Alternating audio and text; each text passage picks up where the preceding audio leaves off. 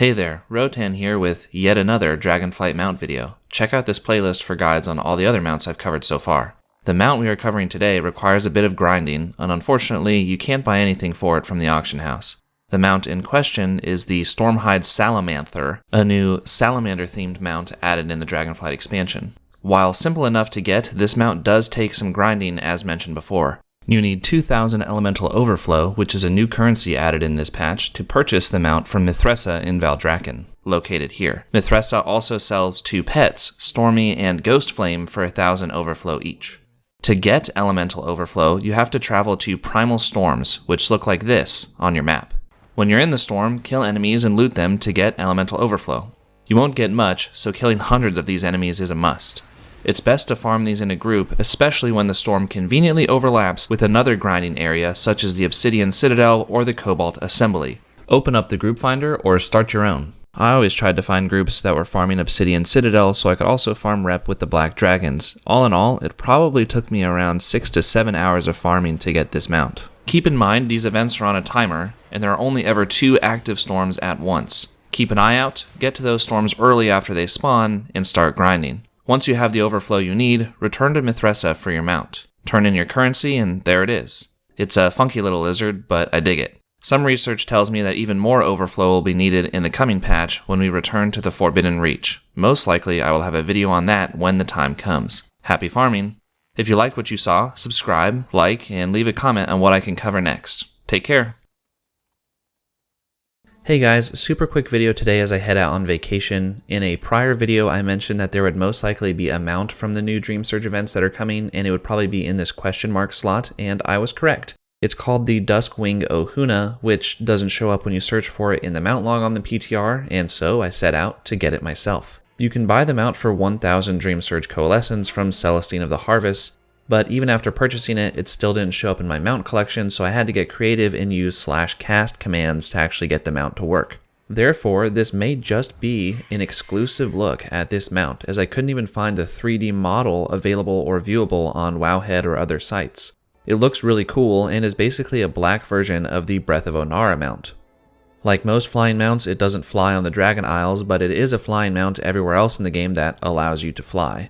I got the Dream Surge Coalescence by flying through these green orbs like 1,000 times, but really it only took me around 2 hours total flying around the zone, so I would say this is a fast and fun mount to get that's actually pretty neat, and I'm pretty excited for it.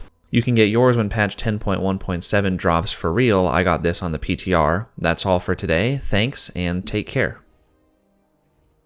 For a while now, I've heard the horror stories of getting yourself a Seething slug as a mount. Today, while mostly messing around, I found a method that netted me this bad slug in about 20 minutes of effort. So what are the horror stories and how did I avoid them so easily and unintentionally? Well, let's get right into it. Alright, so here's how you get the Seething slug. There are seething orbs placed around this area of Zerlek Cavern known as the Zakali Caldera. The orbs are these red dots on my map here. After collecting 3 of them, a lootable orb spawns at this location in the north and gets you the mount. Easy, right? So what are all these horror stories that I spoke of earlier?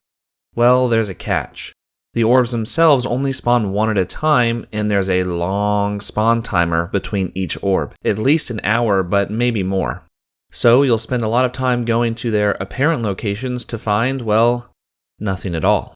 To add insult to injury, only 1 player can open the end reward chest at a time. This means that if somebody else gets to the chest first, you're starting over. Collecting a seething orb gives you a debuff called Insidious Insight, which you need to stack 3 times. This is your progress tracker, essentially. If you leave the area or hearth, it'll get removed. So what did I do that was so different and so easy? In short, I shard hopped. Yep. That's the trick. That's the ultimate secret here. Thanks for watching. No, but let's get specific. I queued up for the big weekly quests here that are right in the Zakali Caldera, like taking down the Elders or collecting 8 Corehound hides. There are plenty of people that are creating groups and looking for people to help out right now. So fly around to all of your orb locations, and if you find one, great, grab it. If not, then join one of these groups, and instead of helping them out, sorry everyone, fly around the area again and look for an orb. Keep this up in a loop until you get all 3. When you collect your 3rd and final orb, you'll get a message popping up saying, "You hear a dark hiss from the northern shrine." This is your cue to get yourself over to that northern shrine on the map, which is at the location I showed before, and loot that orb for your slug. So with some simple shard or layer hopping and minimal effort, we have secured a mount that has taken people a lot of time camping and waiting around. That turns this adventure from one of the most frustrating to one of the easiest and one of the coolest new mounts that we can achieve in under an hour. As with all of these slug mounts, they're squishy, the textures are great, and the animations are smooth. So I dig it. Glad that we could bag the Seething slug. That's all for this one. Thanks for watching, everybody. I'll see you next time, and take care. This month's trading post is absolutely insane. Not only are the rewards great, including 3 new mounts to get, the speedrun route that I made is absolutely the fastest one yet. No joke. What you're going to see in this video and in this route was all done in real time, so my ending time and my starting time that I'll show are all in one session. In total, this speedrun was exactly half an hour. After I show you the route, I'll go over the mounts as well as some of the other trading post rewards for the June trading post. So let's hop right into the speedrun route. The Greedy Emissary event with the treasure goblins is up right now, and that will bookend this speedrun. We start off killing one of them in Thaldraszus. By the way, you can find a spawn location tracker for these guys on their Wowhead page, and there's also a weak aura for it as well. Otherwise, you can search for a custom group and type in the keyword goblin and you'll be good to go. After this guy is dead, you're halfway done with this activity and we're moving on to the next one. Right away, I flew into Valdrakken and completed 10 crafting orders that I sent to myself ahead of time. You can also have a friend send you these or just send them to yourself from an alt. By the way, you can watch the point tracker in the bottom right of the screen to follow along with my progress. After the 10 crafting orders are filled, we can activate War Mode and fly over to Ruzast, the PvP World Quest in Thaldraszus, and kill him to knock off 2 activities at the same time. We will complete the PvP World Quest activity and the collection of 30 bloody tokens, which means we're already at 450 points. Immediately after this, I turned off War Mode in a nearby inn and I queued for Basrakron, the World Dragon, for this week, which is in the Waking Shores. Luckily, I was able to find and join a group where he was already mostly dead by the time that I arrived. Sometimes this can take a while for him to spawn or to get a group together. Killing Basrakron awards 100 points, so we're up to 550. Now it was time to hearth to Orgrimmar, where I beat up poor helpless snakes and beetles and other critters until I completed 15 pet battles. Using a max level pet here means that you can one-shot these critters, and it makes this very trivial. After that activity is done, we are at 750 points and we are just in time for the final event. Treasure goblins spawn every half an hour and we need to kill 2 of them for the activity. Our second one is in Stormwind. I found a raid group that nicely summoned me right in. You can also use portals to Vajir or take the Valdrakken portal to the Badlands to get close by and fly over if you're Horde. Of course, if you're Alliance, you can just portal there from Valdrakken or Hearth. Securing the second treasure goblin kill will mark off the activity and reward us our final 250 points to get to our full 1000. So that's the end of the speedrun. As you can see, it was exactly half an hour of real time. Time to head back to Orgrimmar and collect our rewards. There are 3 mounts that are actually available from this month's trading post. There's Quox, which you get from 1000 points in the activity log, which we just did. And then for 900 points, we have the Cindermane Charger. And for 800 points, we have the Royal Swarmer. I hope that you saved some Trader's Tender from the last month so that you can pick up all 3. That being said, we just got 3 mounts in half an hour. There's also some other cool items in here, such as this Beating Heart Offhand, as well as the Grunt's Axe, which is a 2-handed weapon. The Hellerjar plate set is alright, not my favorite in my opinion, but it's pretty decent. And the color of the month for the hood and cloak is orange, which is probably in line for the Fire Festival, as June's theme is playing with fire. Thanks for watching this far. I hope you enjoyed the speedrun, and I hope that this month's trading post has treated you well compared to the other months. When else can you get 3 mounts in half an hour? And a lot of these mounts are pretty cool. They're all flying, but they all actually have mount specials on the ground as well, which is pretty neat. See you next time, and take care. With the release of Embers of Neltharion, aka patch 10.1 next week, there are 3 Forbidden Reach specific mounts that will become much harder to get, so get them now. Let's talk about which mounts these are, why it's going to get harder, and how to get these mounts. The 3 mounts in question are the Ancient Salamanther, the Noble Bruffalon, and the Gooey Snailamental. While the Mossy Mammoth is Forbidden Reach specific, the changes we're worried about don't apply to that mount, so we won't be discussing it. So why will it be harder to get the other 3 mounts? Well, because all of them become mostly trivialized by farming in group settings while on the Forbidden Reach. The Noble Bruffalon costs 100,000 elemental overflow to purchase from Storykeeper Ashek in Morkut Village. The best way to do this in a reasonable amount of time is to hop in a group to farm the War Crash, or to hop in a group to kill the rares around Forbidden Reach. Each rare mob kill gives 1000 elemental overflow, so 100 rares should do it. This is obviously much easier to do in a group, and when the new patch drops, the amount of people that will still be farming the Forbidden Reach will drop drastically. The Ancient Salamander is a 1% drop chance from any Forbidden Reach rare, so 100 rares should do it. Wait a minute. Those of you with a quick mind may notice that farming the Noble Bruffalon and the Ancient Salamander at the same time is the way to go. So, group farming 100 rares on the Forbidden Reach is the plan. Once again, this will get much harder on May 2nd when there will be a mass exodus from the Forbidden Reach as everyone storms Zaralek Caverns. I actually got 2 of these mounts while farming for the Bruffalon. Good news though, I was able to trade my spare mount away to this nice gentleman who hadn't received the drop yet. World of Warcraft can indeed be wholesome. Finally, we have the Gooey Snail Elemental, which is creating using 50 leftover elemental slime. You get this slime from completing the Primal Storm events that happen at the Froststone Vault in the Forbidden Reach. These events spawn roughly every 2 hours, and the final boss has a chance to give around 1 to 5 slimes each kill. This is definitely a group activity since the mobs are difficult, so party up or you're going to have to wait for random folks on your server to show up in the right numbers. You can actually get multiple boss kills every time the event is up if you join custom groups and shard hop over and over. Once again, groups is the key word here. This is much faster in a group setting and can easily get you this mount 2 to 3 times as fast as trying to do it alone. In summary, 3 out of the 4 new mounts added with the Return to Forbidden Reach will be tremendously more difficult to obtain in just a week's time, as players are going to be leaving the Forbidden Reach for Zaralek Caverns. Finding groups to kill rares and complete the Primal Storms will become harder, and the amount of players in said groups will be fewer. So, if you care about any of these 3 mounts at all, now is the time to get out there and start farming for them. Thanks for watching, see you in Zaralek Caverns, and take care.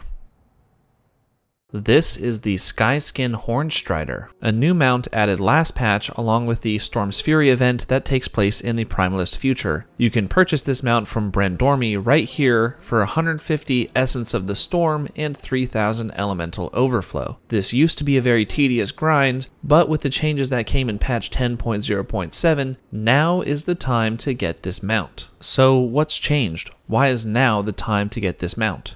Well, with the Return to the Forbidden Reach, collecting the elemental overflow required is a joke. Whereas before, it would have taken hours of farming or mindlessly completing the Storm's Fury event over 30 times, it's now a walk in the park. Just doing the intro quest to Forbidden Reach and killing a single rare mob in the zone got me over 6,000 elemental overflow in less than half an hour. You'll still have to collect 150 Essence of the Storm though, which is a boring grind in and of itself. But overall, the time required to get this mount has been dramatically cut down. So we covered how to get the elemental overflow, so how exactly do you get this Essence of the Storm? Well, you need to kill the final boss of the Storm's Fury event whenever it's up.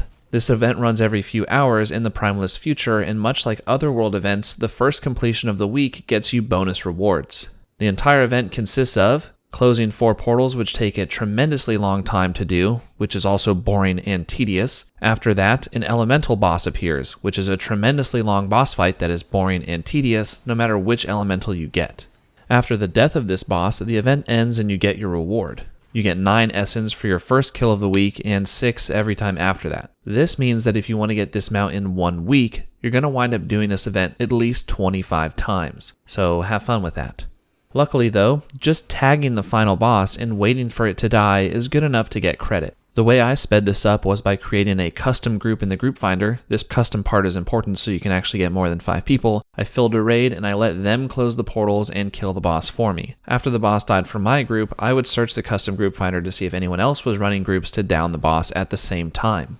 After weeks now of doing this off and on, I finally got the Skyskin Hornstrider. Huzzah! So how do I feel about it? Well, not fantastic. Like many of the mounts added in Dragonflight, the textures on the mount are absolutely great. They're high resolution and the lighting effects on the texture materials they chose are on point. But this mount disappoints me in the end, due to it using the same skeleton and animations as the Planestrider and Hawkstrider mounts, which were in the game as far back as the Burning Crusade. In fact, the Planestrider enemies from vanilla use these same animations and skeletons. The reuse of 20-year-old skeletons and animations is starting to wear on me, and it becomes very obvious when you contrast it against the great textures of these new mounts. So I spent a dozen hours getting a glorified Planestrider, so you don't have to. However, now is the time to get yours, and due to the new patch, it won't take nearly as long. So go have at it.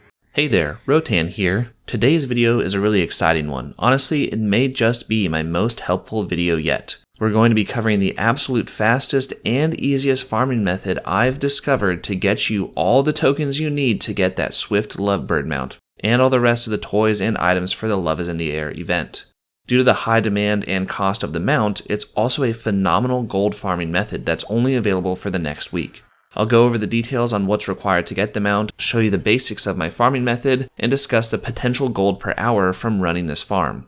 Stick around after that though, as I'll be ending with some extremely beneficial tips and tricks for this method that sped up my farming by 50%.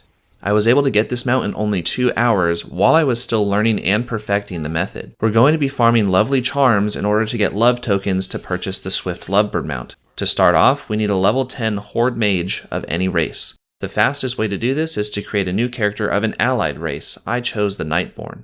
Why a mage? Well, because we only care about one spell, Arcane Explosion. If you don't have allied races unlocked, level to 10 to get that Arcane Blast and then stop leveling. Now hop onto one of your main characters and send this new level 10 mage 20 gold and 4 Wildercloth bags. This is much more than is needed, but you'll have some cushion. Back on your new mage, grab the golden bags from the nearest mailbox and head to the top of this building in Orgrimmar. We're going to talk to Slots and ask him to eliminate our experience gain. This part is critical. Now we have some bags and can't gain experience. Awesome. Let's go talk to Q Petalfeet and pick up a lovely charm collector's kit. If you have heirlooms, now is the time to equip them all.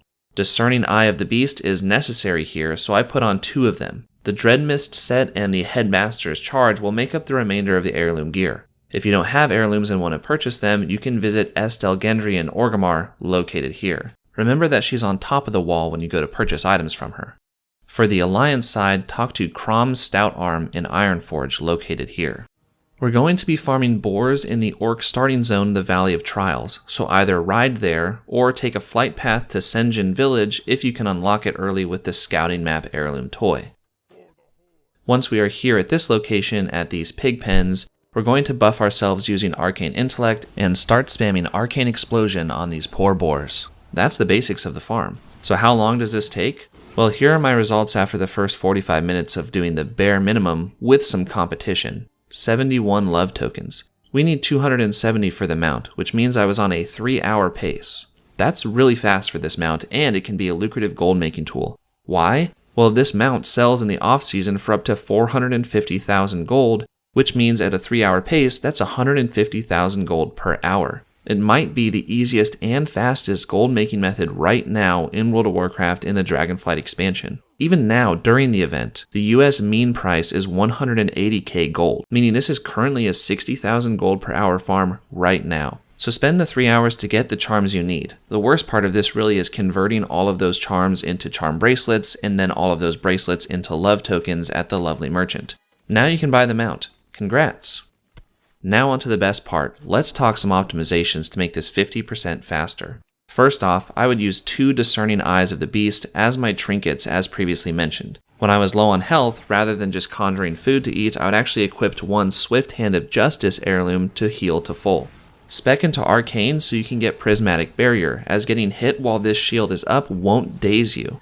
Use your Blink spell as much as possible to get into good locations for Arcane Explosion very quickly. All of these small optimizations alone will speed up your farming tremendously, but we're not done yet. With base heirloom gear, Arcane Explosion needs to hit a boar 3 times in order to kill it, not including critical hits. Since the boars at level 10 have 100 HP exactly, the breakpoint is to get your Arcane Explosion to reliably do at least 50 damage every cast. This would take the required cast down from 3 to 2, which is a 30% decrease in casting, mana, and therefore time spent. I used all the intellect and spell power enchantments I could find on the auction house for my gear, and I kept Arcane Intellect up at all times to make this breakpoint. With all of these optimizations in place, I believe that you can actually get the Swift Lovebird in under 2 hours. It took me 2 hours total, starting with the slower method I mentioned earlier and pivoting about a fourth of the way through to the faster method. This means if we farm hard now and buy a few mounts and save them, we can flip them in the off season after the event is over for up to 450,000 gold each. In short, this could be a 225 to 250,000 gold per hour farm, a $250,000 gold per hour. So have at it and happy farming. Like I mentioned earlier, more content like this will be coming in the future. So to show your support and see those videos as soon as they drop, consider subscribing. Thanks and take care. Hey there, Rotan here, and oh boy, this is a big one today, friends. I'm excited to discuss this mount for a variety of reasons, not only because it's probably the most involved mount collection process I've covered so far on this channel, but also because of my current opinions surrounding the mount. So this is a new lava mammoth mount added in Dragonflight called the Loyal Mag Mammoth. Magma, Mammoth, Mag Mammoth. Alright, I see you.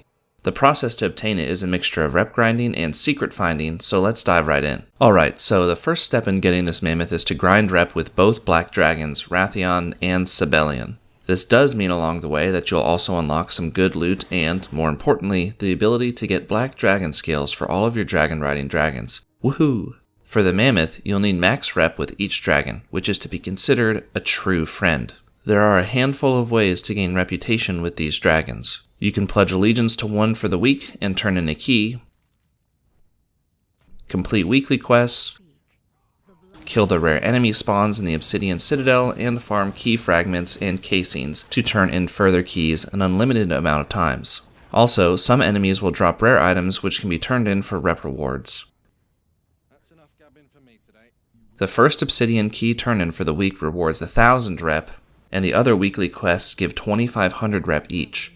The dragon you pledge to will have 3 weekly quests, and the other will only have 1. This means that doing the weekly quest for your pledged rep and turning in that first key gives a total of 8,500 rep, which is more than needed to level your rep up once, as only 8,400 reputation is required per level. By just doing these, it will take up to 10 weeks to get maxed out on rep. To cut this time down, I would recommend completing the weeklies for both dragons and also farming additional key fragments and casings to turn in more keys, as each additional key for the week rewards 250 rep to whichever dragon you turn it into. Still, it took me about 6 weeks to get this mount, and I farmed the area quite a bit. When you reach True Friend status, the Rep Quartermasters will have a new secret item available to purchase. From Sibelian's Quartermasters, Samya Inkling and Zaldras, you can now purchase Nether Forged Lava Boots for 800 gold. From Wrathion's Quartermasters, Lorena and Atticus Bell, you can now purchase Sturdy Obsidian Shades, also 800 gold. Take both of these items to Reese Lightfingers, not sure exactly how to pronounce his name, so I'm just going with Reese, who is located in the main area where you first pledge allegiance for the week. From him, you can now buy the Mag Mammoth Harness, the final item needed to get this mount.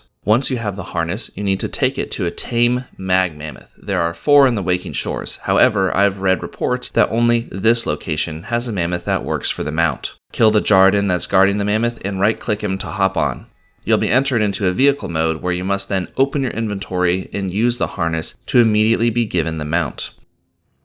Now you can exit this weird fake mammoth vehicle and mount your own new Loyal Mag Mammoth. Phew, well, that was a lot to cover today, but the reward was worth it. Or was it? While the textures of this mount are awesome, and the current exclusivity makes me feel cool when I ride around on it, I personally feel tired of mammoth mounts. I covered another mammoth in a previous video, and we also have a handful of mammoths from multiple other expansions. I guess if I had to pinpoint why I'm tired of these mounts, it would probably be because they still have the same animations and skeletons as they did way back in Wrath of the Lich King, their introduction 15 years ago. Other newer versions of old mounts and styles have gotten upgrades, but these big chunky boys just haven't. I'd make some analogy here about a new paint job on an old car, but I don't even know enough about cars to try that. So that's that, a quick overview on how to get the Loyal Mag Mammoth. Even with my harsh criticism, I still like the mount and I'm glad I have it. If you like this video, feel free to subscribe and leave a comment on what I can cover next. Take care. Hey there, here's another mount guide for you guys, since you all liked my last one on the Temperamental Skyclaw so much. In this video, I'm going to briefly show you how to acquire Lizzy's Reigns, the new Thunderspine mount from the To Tame a Thunderspine questline in the Dragonflight expansion. To begin this questline, you must first complete a set of normal quests from Initiate Radia, starting with the quest Favorite Fruit. You can pick it up here. When the questline is done, you'll receive achievement progress for Initiate's Day Out. After this, you'll need to get to Renown level 9 with the Maruk Centaur. This is pretty straightforward and can be done by completing quests in the Onaran Plains or completing grand hunts and turning in the trophies. Once Renown 9 is achieved, you can begin the Mount questline. Like similar Mount questlines, this one takes a minimum of 5 days to complete, as only one quest can be acquired and completed each day. Here is a list of the required items for each day. Keep in mind that each day requires some Dragon Isle supplies. Day 1 is 20 fluorescent fluid, Day 2 is 20 high fiber leaves, Day 3 is 10 1000-byte piranhas, Day 4 is 20 woolly mountain pelts, and Day 5 is Meloon's green curry. The first 4 days worth of items can be bought easily on the auction house for extremely cheap. The 5th day item is the curry, which can be acquired during the quest, and the quest itself guides the way. And there it is. Turn in each quest for each day, and once you turn in the final quest, you will receive Lizzy's reins and hence the mount. Fairly easy overall, but time consuming. If you want to farm the items yourself, here is where they can all be found. For the fluid, Dead Snare Caverns is a good place to farm spiders that drop it. For the leaves, any plant-type enemy will drop them in the Dragon Isles, but the Emerald Gardens here in the Onaran Plains are the suggested spot for farming. For the piranhas, they can be fished anywhere in the Dragon Isles. There's no rhyme or reason here. The pelts can be acquired from any hairy beast, but I farmed them here in the northern Onaran Plains from Wild Argali. The curry, as mentioned earlier, is retrieved during the quest, and that's that. If you made it this far, thank you. Consider subscribing and suggesting what I do next in the comments. Take care. Hey there, so I got pretty lucky this week, and I didn't realize just how lucky I got until recently. The mount I'm currently riding on is the Planeswalker Bearer, a new Mammoth mount in the Dragonflight expansion. I was flying over the Onaran Plains, I stumbled upon a grand hunt with only one hunt remaining, and I ran in and was barely able to tag the final boss before it was killed. Someone ended the hunt, I got my epic grand hunt spoils, and I opened them. And there it was, the Planeswalker Bearer. Because I barely did anything, and we're only 3 weeks into Dragonflight, I assumed that this was just a common mount most people would get. But I was wrong. Real quick, so just how rare is this mount? Well, we don't know exactly, but Wowhead and other sources say it's between a 1 to 5% drop chance, and it can only come from the epic Grand Hunt spoils. For those that don't know how the Grand Hunt works, your first hunt of the week rewards an epic bag, the second a rare bag, the third an uncommon one, and the rest are white.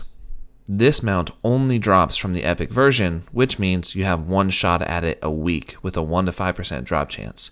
If we assume an average drop chance of 3%, that means we're looking at 30 to 40 weeks on average of game time to grab this mount. That's almost a full year of doing a grand hunt every week. Keep in mind, the game hasn't even been out a month yet, which means probably less than 1% of the player base actually has it, and it may well be the rarest mount in the game right now. My drop was kind of a fluke, and I'm sure some people will be mad at me for it. But I hope this video gives some information to the mount collectors out there on how to grab this mount, the Planeswalker Bearer. Hopefully you can grab one yourself this Tuesday reset. Happy hunting and good luck. Take care. Hey there, in my last video, I gave you a quick story about how to obtain the current rarest mount in the game. It seems like you guys really like mount videos. So in that vein, today, we're going to the other end of the spectrum. I'm going to mention how to get one of the easiest new mounts to obtain in the Dragonflight expansion. This mount is the Temperamental Skyclaw, a flying Slyvern epic mount that unfortunately doesn't have dragon riding capabilities, despite having the same skeleton and animations as the Cliffside Wilderdrake, which itself, in fact, has the same animations as the newer Wyverns. Wyvern, Slyvern, makes sense. More on that at the end. To get this mount, you need to turn in 20 of 3 separate items to an NPC named Zonwagi. These 3 items are Flash Frozen Meat, Tuskar Jerky, and Nolan's House Special. All 3 of these can be bought on the auction house for around a total of 5,000 gold. After you have them, fly to Zonwagi, located here, and choose the option to ask about the saddled Slyvern. Continue the text prompts, and there's your mount. The end. Make sure to subscribe and do all that fun stuff. Your support so far has been great. Oh, you're wondering where to go to farm the items yourself? Well, all of them are in the Azure Span. For the Flash Frozen Meat, you can farm them here from Snowhide Knolls. For the jerky, you can farm them here from the Darktooth Knolls. And for the Nolan's House special, you can farm them here from the Stormfang gnolls, specifically the ones inside this tree that has been made into a crude inn for the gnolls. While I think these new Slyvern models look great, and the mounts are awesome, I find it disappointing that these new flying mounts can't be ridden in the same way as our new dragons can. In my opinion, this means that they will go heavily underutilized unless you're traveling in the old world to a mythic dungeon or doing old content.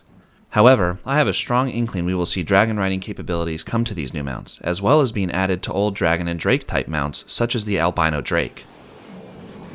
So there it is, the Temperamental Skyclaw, the easiest new mount to obtain. Let me know in the comments what else you'd like to see from Dragonflight. Take care.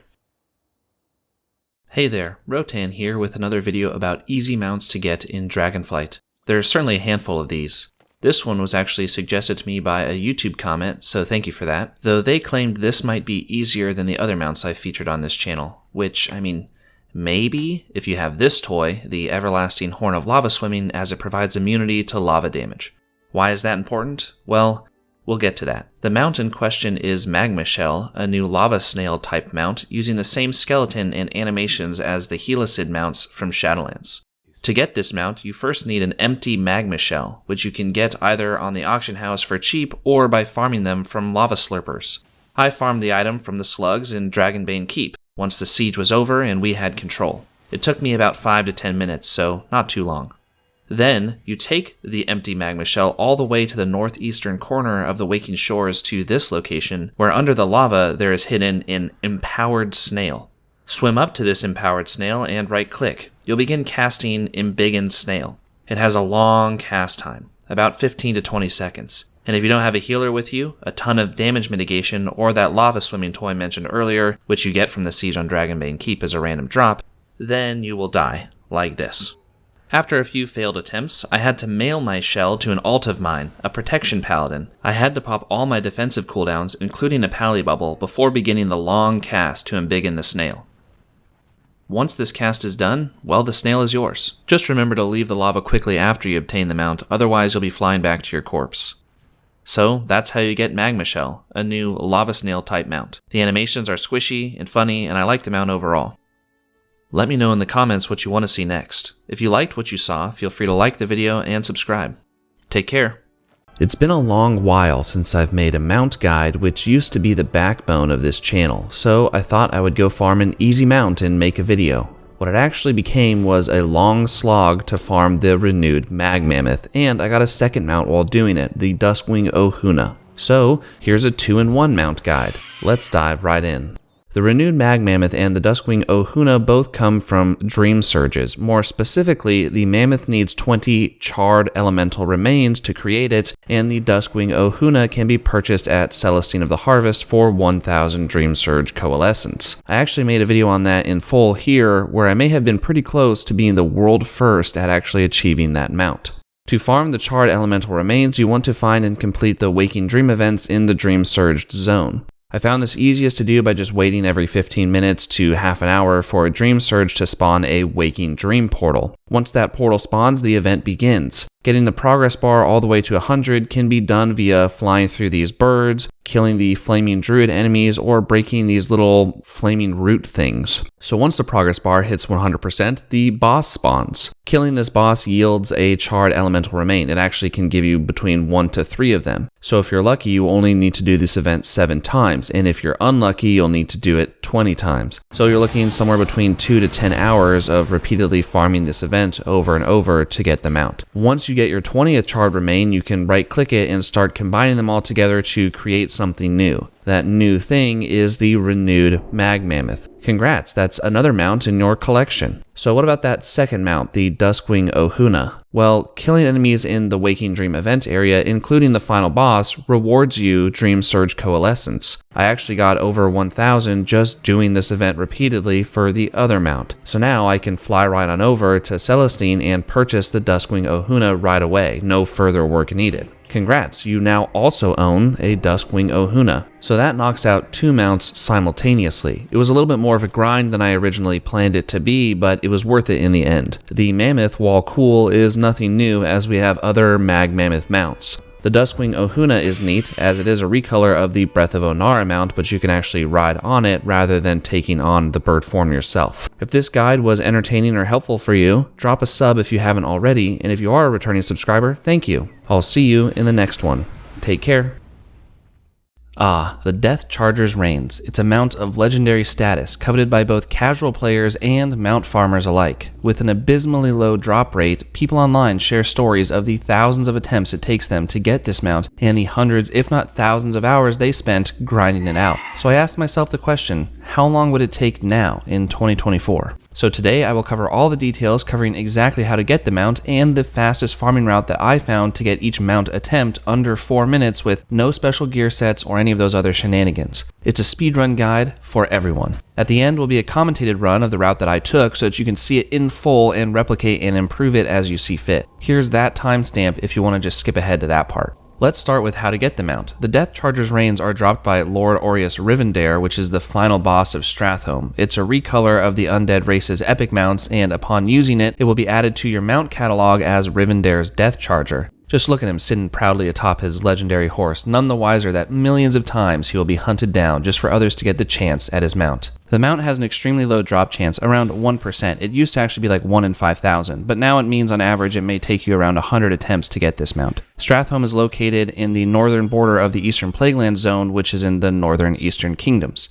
So what's the fastest way to clear the dungeon consistently? The route I took was as follows. You head into the dungeon at the service entrance. This is important. It's located here on the map, and then go straight in for Neruben Carr. Kill him and enter the ziggurat and kill the adds to take out the first crystal. Head immediately across the way to the Baroness and do the same thing, making sure that you get the crystal destroyed. From here you take the eastern pathway up to Maleki and finish off the third crystal. Then it's into the slaughterhouse courtyard to clear out all of the abominations, which will then spawn Ramstein the Gorger. After his death, a bunch of undead will storm you from the western gate. Once you kill all of them, 5 sentries will spawn inside the final ziggurat. After they're dead, a back gate will open within, where you can find Rivendare himself. Take him down, loot his corpse, and then run out the exact same way you came back in. Don't take the western gate back, as it will lock you in for about 20 seconds while rats just sit there and annoy you. Just run back out the way you came. So which class is best for this? Well, I tested runs on 2 classes known for their speed and old content clearing prowess, the Demon Hunter and the Druid. On average, my Demon Hunter runs took 3 minutes and 51 seconds, and my Druid runs took 3 minutes and 41 seconds, which is a full 10 seconds faster on average. And the Druid run is more reliable if you're doing back-to-back runs, and also it's easier to perform overall, so I would recommend going with a Druid for this. And this is also without any special movement speed gear. So here's the talent build that took me about 30 seconds to come up with so that I could just grab a couple speed talents like this one here, which makes Stampeding Roar have a shorter cooldown. So that's it for the fastest casual way to farm the Deathcharger's Reigns right now, and if you want more guides like this, the best way to let me know is to subscribe, and if you're already a subscriber, thank you. Let me know which mount run you want to see next in the comments. Now let's get on to the actual full run, shall we? So I start off this run immediately by casting my speed boost and opening the left-hand gate. What we're going to try and do is basically get to that far gate without aggroing any enemies. Following this, I'm using my Stampeding Roar. I'm going around the left side and waiting for the Magistrate to despawn before I open this first gate. And then there's a second gate over here we need to open as well, where I'm going to immediately stealth just so I don't grab any aggro from any enemies. I'm going to go swing around the left-hand side. I'm also going to be using my charge as much as possible just to gain a little bit of extra movement. And what we're going to do is go to Neruben Carr first here. So once we kill him, the ziggurat will open, and we need to kill all of these enemies inside. There are 5 of them, these Thusadin acolytes, so I'm just jumping over and thrashing, and all of them are dead. We can prowl out of here in stealth, which I'm doing again, so we can make our way across the courtyard to the Baroness. That's the next enemy. Once again, we're going to charge where we can. The enemies we want to avoid in this dungeon are the crypt crawlers, so that's all of those spider-looking dudes, because they do have a route that's really annoying to deal with if you don't have a way to get out of it, which druids also do. So here we are in the second ziggurat after killing the Baroness, and we've killed the second crystal, which you can see on the right-hand side. We have 2 of the 3 Ashari crystals destroyed. I'm now once again stealthing and going past these guys, but I accidentally aggroed whatever, just thrash them, and I'm going to try and charge onto the gargoyle. And now we're going to be reaching the third boss, which is Maleki the Pallid, and he has some adds in front of him, but once again we can just one-shot everything because we're max level. And this is the third ziggurat and therefore a third crystal to destroy. I try and jump over and use a thrash and try and get as many acolytes in one hit as I can. On that one I got all 5 of them, which is great. And now finally we're going to the slaughterhouse courtyard. We need to kill 9 of these abominations, as you can see on the right hand side. And they're just in through here and they're spread out very far. So I'm actually going to de-shapeshift back into human form and use moonfires so I can just one-shot these guys from afar with an instant cast. And I try and get the further guys first before the inner guys because I want to kind of keep my character around the center of this so that I'm right next to Ramstein the Gorger. I spam moonfire so he dies as soon as the doors open, and I try and kill everything that I can in the meantime. Now all the undead will be spawning from the western gate. I kind of just sit here and wait till they all group up.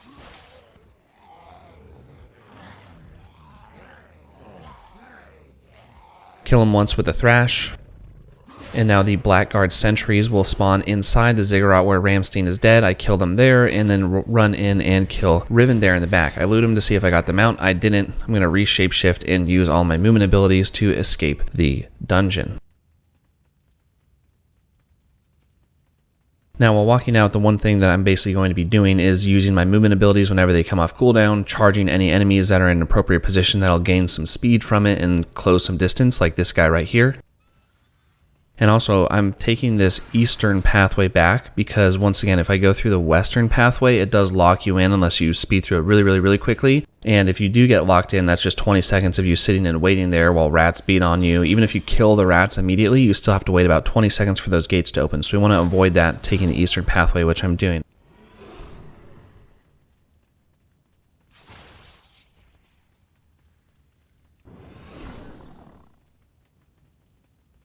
I accidentally aggroed these guys, so you're going to see me shapeshift and unshapeshift a handful of times. The reason I'm doing this is just in case any of their frostbolts hit me, that would slow me down, and I would actually break that slow by shapeshifting. And here we are, and the run is over. The timer on that was 3 minutes and 34 seconds, which is a pretty fast run, if I do say so myself. So that's 3 minutes and 34 seconds for a full Stratholme mount attempt. You can do 10 of these per hour, which means that you're basically going to have 20 minutes of downtime at the end of the hour where you can't do anything. You can try and swap to another character or just chill and say that your mount runs are done for the day. So that's all for this video. Hopefully you can get the Deathcharger's reigns on your first attempt or even your 100th and not your 1000th. Let me know how your farming is going in the comments. Thanks for watching and take care. With the War Within expansion dropping later this year for World of Warcraft, new soloable transmog routes will open up as we progress in both power and in levels. And soloing content for transmogs and mounts will be preferable given the new warbands feature that's coming out with the expansion. Right now, with some patience, you can solo Battle for Azeroth raids on Mythic difficulty. Theoretically, you could say the same for some Shadowlands raid bosses, but it's a slog. However, with a new level cap, the content from these older expansions will get easier and easier.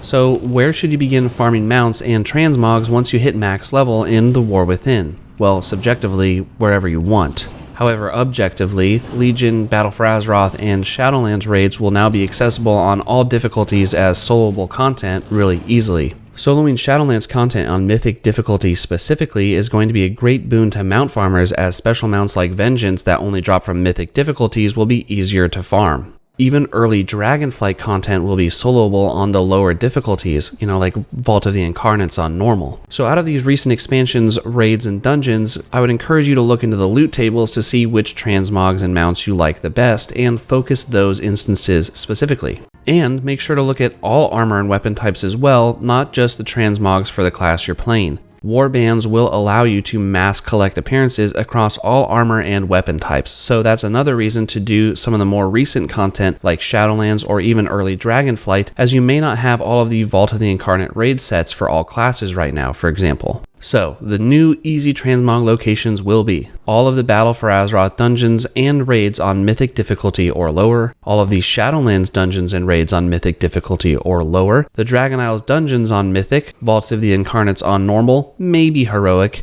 and Aberrus on normal difficulty as well.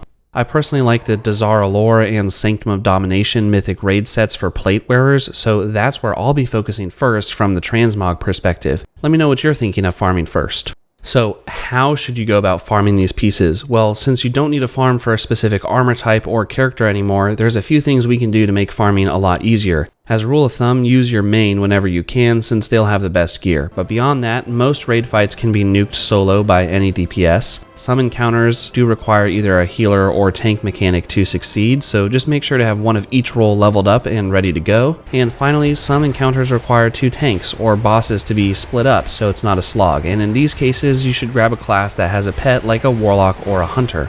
And if the content you want to farm is really easy and you just want to do it over and over really fast, level a druid. They can be any role and are also very mobile with cat and travel form. So get out there and start leveling your alts now so you'll be ready to take advantage of warbands and the new level cap when the War Within expansion drops later this year. Thanks for watching and take care. With the release of patch 10.2.5 today, the Reclamation of Gilneas is finally here, only like 15 years in the making at this point. When in Valdrakken, there is a quest by the portals that tells you where to begin the reclamation. It's an 11 quest long quest chain that we can start either at Kalia Menethil in Silverpine if you're Horde, or at Gen Greymane in Stormwind if you're Alliance. For the Horde, since that's what I play, I arrived in southern Silverpine to find Kalia Menethil and Lillian Voss. The first set of quests here requires you to kill some Scarlet Crusade folks as they've taken over the area and begun defiling Gilnean graves. I really can't explain much here except to follow the quest markers and kill who it tells you to. Afterwards, a pretty unique quest takes place where you enter into the city proper via a secret underground path that's filled with rodents of unusual size. You can spam the quest item here while you run through to get this done really easily. And after this is more killing and collecting explosives. The plot here is to use the Scarlet Crusade's explosives against them, and of course they decide to leave massive boxes of explosives strewn out and about across the courtyard in the open. Really safe. After this, we open the front door and let a bunch more people in. Now it's time to push the attack into the town center, and guess what? We get to kill more Scarlet Crusade members, and we wind up planting these explosives around cannons and barricades and whatnot next to the city center. The idea here being to destroy these 2 cannons, I guess, as those would certainly harm our ranks more than the hundreds of Scarlet Crusade members that we've murdered up to this point. And after this is the final showdown, where we enter the Lights Dawn Cathedral and begin smacking Inquisitor Fairbell. There are some cool dialogue lines that are said here by our allies, and the cool twist of this fight is that there are 2 phases. The second phase comes once the Inquisitor is nearly dead, where she becomes a being of pure light called a hallowed monstrosity. The fight continues as before, and this is the last fight of the questline. We now leave the cathedral to find Tess and Gen Greymane talking, and a heartfelt cutscene plays out that I won't spoil for you. If you're playing Horde, that's really that. You get your rewards and Kalia Menethil tells you to bug out, since we're Horde and this is obviously an Alliance city. So we bug out and that's the questline. However, if you're Alliance, there's more to the story. You check up on Gen Greymane, who is visiting the grave of his son Liam, and I won't spoil this either. So that means this is the end of the questline, and the rewards for it are an ensemble, which is the Gilnean Noble's attire. I think it looks great. It doesn't really work good with my Orc Warrior vibe, but it's a well done set. And the other reward is a mount, the Gilnean Prowler, which is a white fox with purple eyes. Also a great looking mount overall, and I'm impressed with it. Overall, super happy with the rewards from this, though in my opinion I would rate the story an 8 out of 10. I am excited to see what comes of the city in the future. Speaking of, there are already some NPCs relocating to Gilneas with some unique dialogue lines, so make sure to talk to them all if you're an Alliance player and you're interested in that sort of thing. And that's everything I have for the Reclamation of Gilneas. Subscribe if you haven't already, and I'll see you next time. Take care. Alright everyone, so this video is going to be about how it's still possible to solo Heroic Plaguefall for the Slime Serpent mount using the Primal Elements gear set item level 252 pre-Dragonflight. So here we go. So you can see here the gear set that I have on is all basically from Primal Elements. Here's my spec. I'm going to pause it here for just a moment, but also I'm going to be pasting this spec in the video description so you can copy it for your prop paladin as well if you're going to be using the same class. I'm going to speed through right here and just pull these first couple mobs, which really shouldn't be too much of a problem at all. The main thing you're going to want to look out for is on the big guy. Just use Rebuke or whatever interrupt you have whenever he tries to cast his creepy crawlies.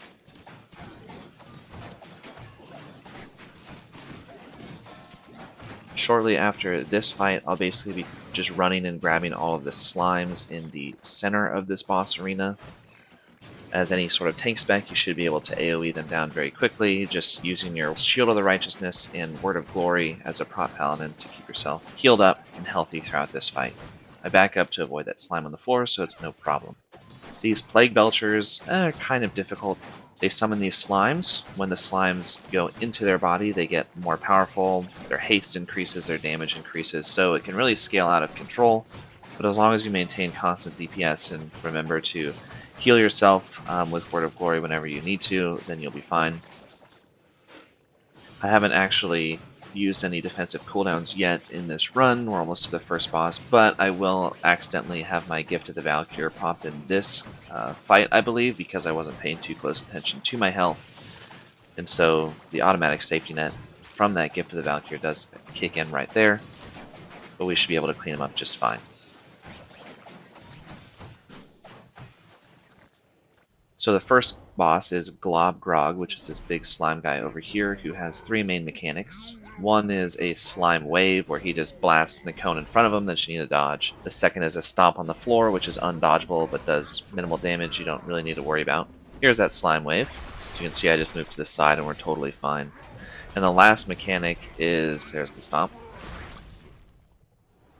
The last mechanic is that he summons some slimes to come and heal him. It doesn't make him stronger, it's really just a DPS check because he just will heal faster than you as a tank can deal damage to him. But if you damage those slimes, they don't heal him as much. So as he beckons these slimes over here, I'm just going to make sure to keep my Divine Toll, which is on my G key. It's the second row, second icon. Just going to use that or any other AoE move like Consecrate or Avenger's Shield to really just deal as much damage as I can to those slimes so he doesn't heal up. We rinse repeat that for about 6 minutes. This fight's pretty easy. You should never do enough damage to kill you. It's really just a DPS race. Make sure to take down those slime.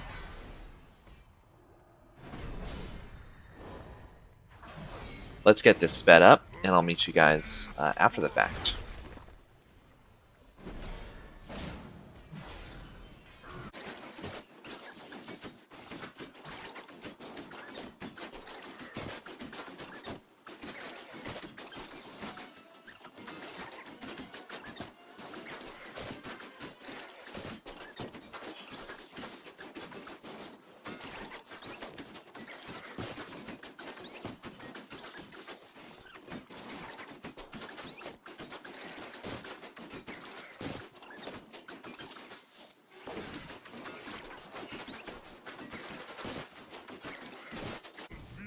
Alright, so Glob Grog is down.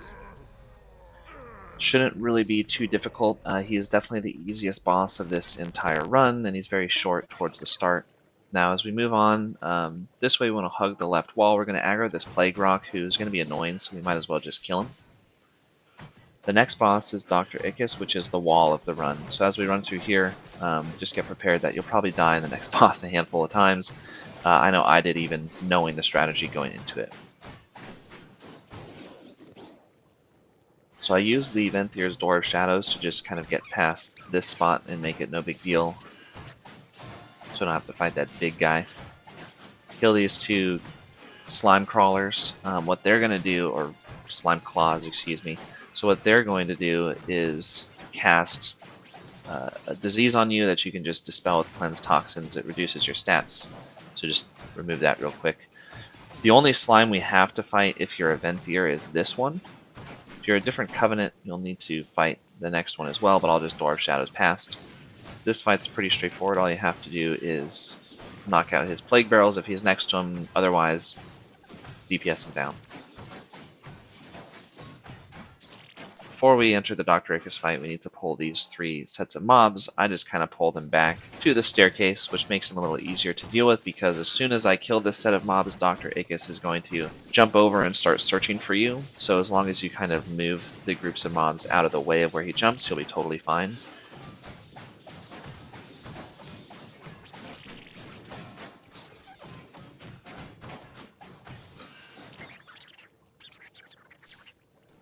So you'll see he's going to jump from this platform to the next one, and after he jumps away, I'm going to grab this set and I'm going to run them all back up the stairs, so that because it's going to take so long for me to kill them as a tank, he's going to jump back around, and there he is in the background. He's not going to see me because I moved him over here.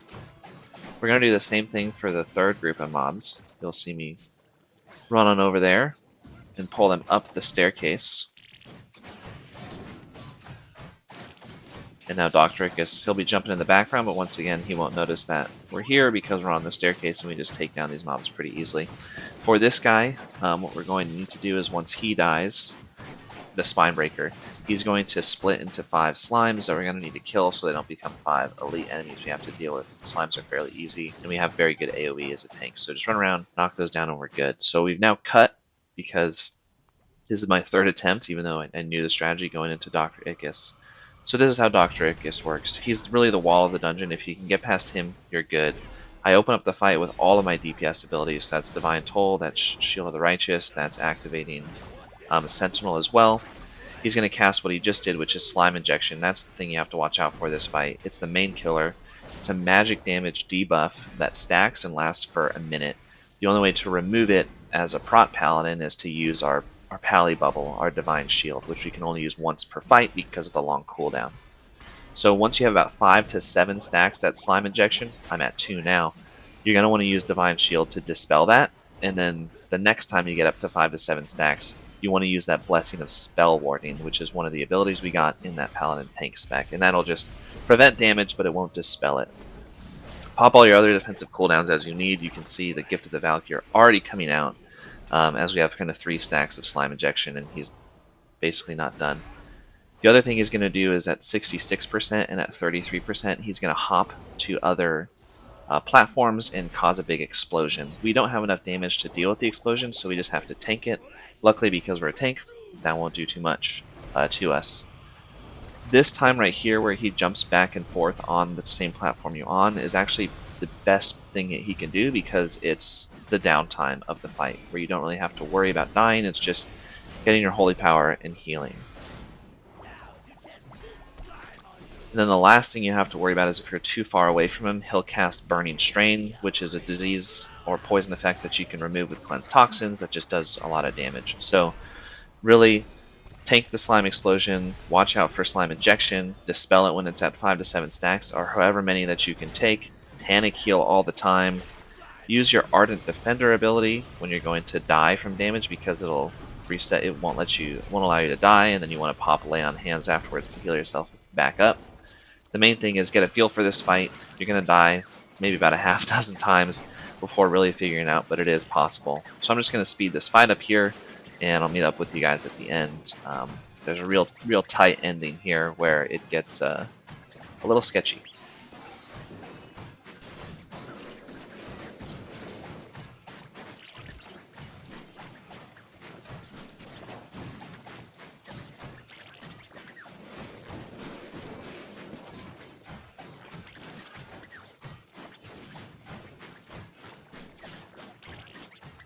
So watch right here, look at how low my health goes. I go all the way down to 3%, and then I even get down to less than, well, I guess I get down to 1% health right there, right as he's dying.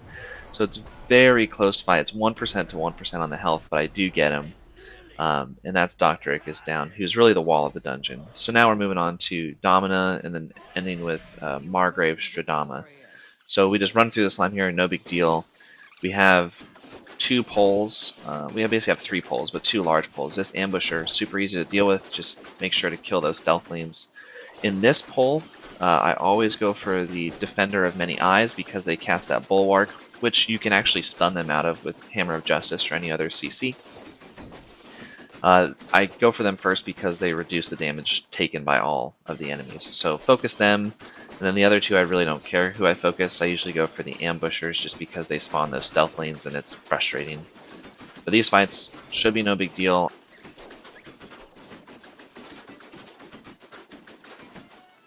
So here we are into Domina, which is a very easy fight for this particular class and spec. We're going to open up real standard. We don't even need to pop defensive cooldowns. She's going to use Cytotoxic Slash right at the start. You can always just use Cleanse Toxins to get rid of that. She's going to mark you for a Shadow Ambush like she is here, which is going to do mediocre damage and stun you for 3 seconds, which really isn't that big of a deal because I'm already healed back up.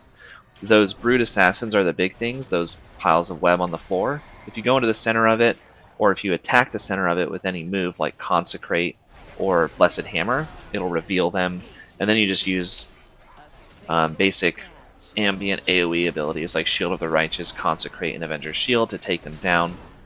And you just rinse repeat.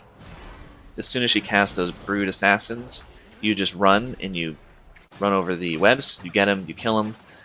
If you need to tank the stun, you just gotta tank it and cleanse Toxic on Cytotoxic Slash whenever you want to.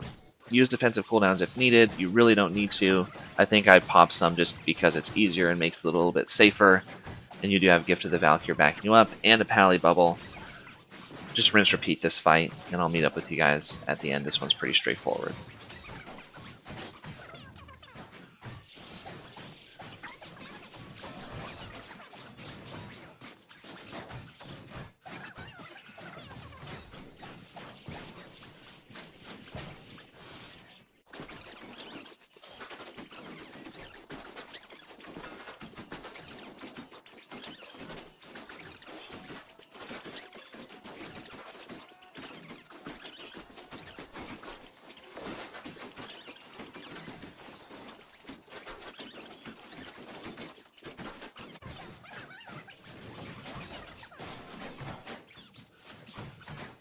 Alright, here we are at the end. Once again, pretty straightforward fight. I only popped the Gift of the Valkyrie that one time, really because I wasn't paying attention. I have to speed these fights up a lot because as a prop Pally tank, the DPS is fairly lacking. So now we're moving on to Margrave Stradama. This fight is the second hardest one. Might die a few times here, but I'll walk you through it as best I can. So I want to start off by not attacking the main mob, but going around the back to kill these two sets of ads first. This just makes fighting that main mini-boss, like mid-boss, I guess you would say, of this fight, extremely easy. So as you see, after I've taken out these two sets, we're just moving on to the big guy. He's going to upgrade one of these Plaguebound Devoted into a Slime Boy, but just kill them really easily, and then he'll keep disappearing and reappearing, but he's not going to actually move anywhere because we killed those other groups of ads. So this just really makes the fight super simple for soloing, and in fact, doing it on Heroic or Mythic as well. After this comes Margrave Stradama, who's going to be spawned right after this guy dies here. So Margrave Stradama has a couple of mechanics. The first thing is that she uses her tentacles to slap the floor in between her phases. Those are really easy to dodge. The second thing is that she casts Infectious Rain, which can be cleansed. Just use your Cleanse Toxin after you get 4 stacks of it. The main thing we're looking out for is these malignant spawns that she just created. It uses a move called Touch of Slime, which counterintuitively, you're supposed to stand in that circle and get punched to not take that much damage. If a malignant spawn punches the floor and you're not in that circle, it does about 1/3 of your health worth of damage. The problem here is that she spawns multiple of these spawns at the same time. You can see now there's a second one in the back. It'll get out of hand very quickly, and so I found the best way to deal with this fight is actually to focus about half my DPS on Stradama and half my DPS on the spawns using ambient AoE or other big hitting moves like Divine Toll. As soon as she gets to 66% health, all of the malignant spawns that are currently there will stop punching the floor and instead chase you down during the whole tentacle crash phase. And that's an easier part. They do hit hard, but it's much easier to deal with than needing to kind of juggle back and forth between trying not to get punched and getting punched and killing these guys and killing her at the same time. So focus about 50-50 between Stradama and whatever malignant spawn is kind of in front of you, and that you can hit with AoE damage as well.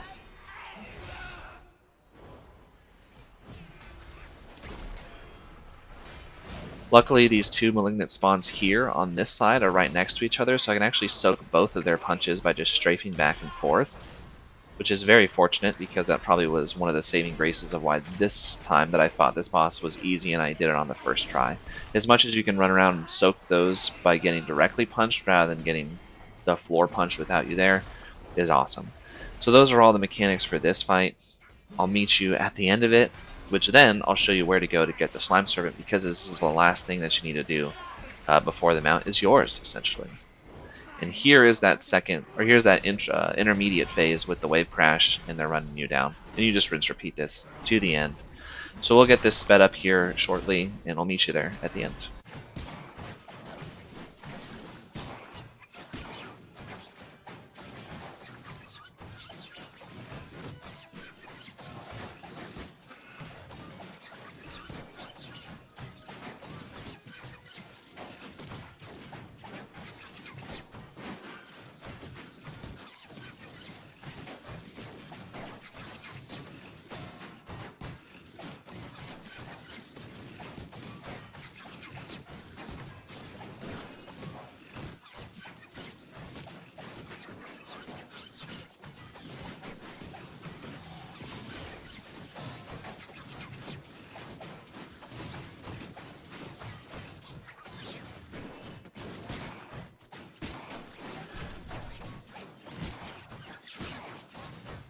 I'll make a quick note here on the third phase where she's just going to do Infectious Rain mixed with her wave crashes, her plague crashes, excuse me, over and over and over without any malignant spawns. So this is actually the easiest phase of the fight. You don't even have to worry about.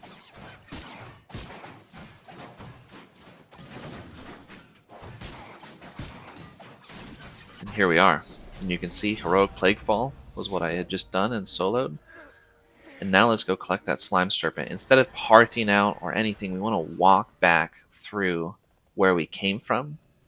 And off to the right wing here, you'll notice that there's this teleporter that'll return you to the surface. And once we land there, we walk outside of the room back to where Dominus Spellblade was, and you'll see off in the distance that curious Slime Serpent. That's the mount.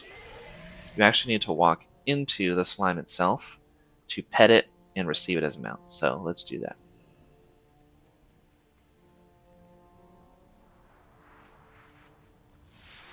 Once you pet the mount, it will go directly into your collection. And there it is. And that is a quick guide, fairly much more in-depth guide than other guides that I've seen about how to get the Slime Serpent. It's doable now, pre-Dragonflight patch. This might be irrelevant in just a couple hours, but if you enjoyed, thanks for watching. Let me know what else you want to see. Take care.